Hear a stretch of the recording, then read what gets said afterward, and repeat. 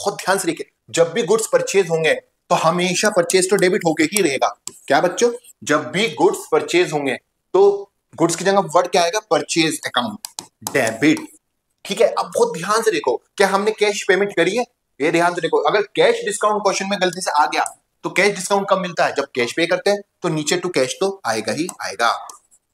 ठीक है, अब क्योंकि डिस्काउंट है तो डिस्काउंट भी आएगा। ये लो जी, डिस्काउंट रिसीव्ड। अच्छा, कुछ बच्चों को प्रॉब्लम रहती है कि डिस्काउंट हमें कैसे पता लगेगा कि हम डेबिट में लिखे या क्रेडिट में।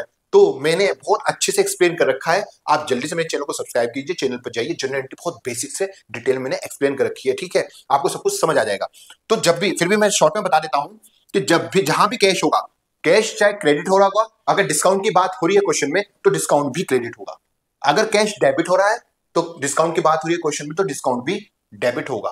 ठीक है, आप ध्यान से देखो, क्योंकि कैश क्रेडिट हो रहा था तो मैंने डिस्काउंट भी क्रेडिट लिख दिया, तो जहां कैश वहां डिस्काउंट, सिंपल सी बात। ठीक है, तो देखो, अच्छा ये वैल्यू देखो कैसे है, सीक्वेंस वाइज ध्यान से देखना। 2 लाख है और मैंने बोल रखा है जब भी ट्रेड डिस्काउंट मिलता है तो डायरेक्ट माइनस करते हैं। 2 लाख का 10% कितना होता है, 20,000। तो 2 लाख में से 20 गए बच्चों, कितना बचे, 1,80,000। तुम्हें सीधा परचेज के सामने रखना है। ठीक है, जब भी ट्रेड डिस्काउंट होगा क्वेश्चन में तो परचेज की वैल्यू से ट्रेड डिस्काउंट डायरेक्ट माइनस करके निकाल के, डायरेक्ट माइनस करके कहां के सामने रखना है, परचेज के सामने रखना है। ठीक है, ये फिक्स है। अब देखो क्या कह रहे हैं, बस कह रहे हैं कैश परसेंट 10% डिस्काउंट, तो हमारे पास तो ये है ना परचेज फाइनली, तो इसका 10% कितना हुआ, 18,000। ठीक है, और 18, 1,80,000 में से 18 के बच्चों कितना बचा, 1,62,000।